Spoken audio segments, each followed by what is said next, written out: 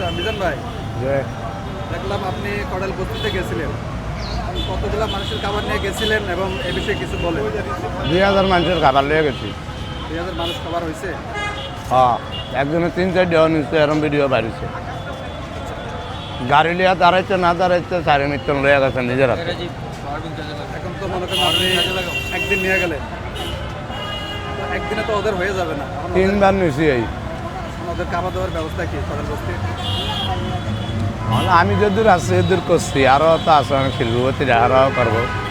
যারা সমর্থবান তাদের উদ্দেশ্যে কিছু বলবেন যে তারা যেন বড় বড় জমিদার। আমি করবো কি, এটা হেরা দেখে না। আমি তো এসব মোবাইল চালাতে পারি না। আমি তো এই রিক্সা লাগা 71 এর মোবাইল আছে, আর যাই হোক কথা কন হ্যাঁ করতেন তো 3-4টা করে মোবাইল, হেরা তো দেয়। আমি আর কি করবো? এখন পর্যন্ত আপনি আপনার মন মানসিকতা লইয়া তো আর আমি করতে পারি না, পারি?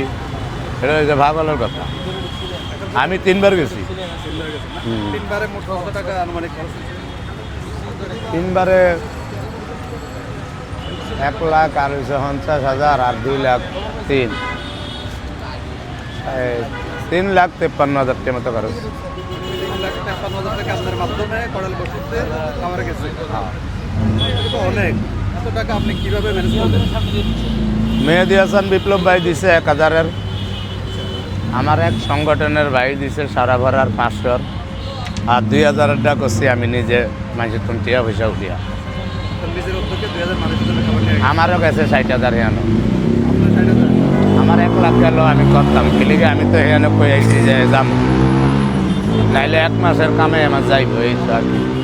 আমাদের দেশে তো টাকা পয়সার মানুষের অভাব নাই, কিন্তু সবার তো মন এত বড় হয়। এটা যার যার ব্যক্তিগত ব্যাপার।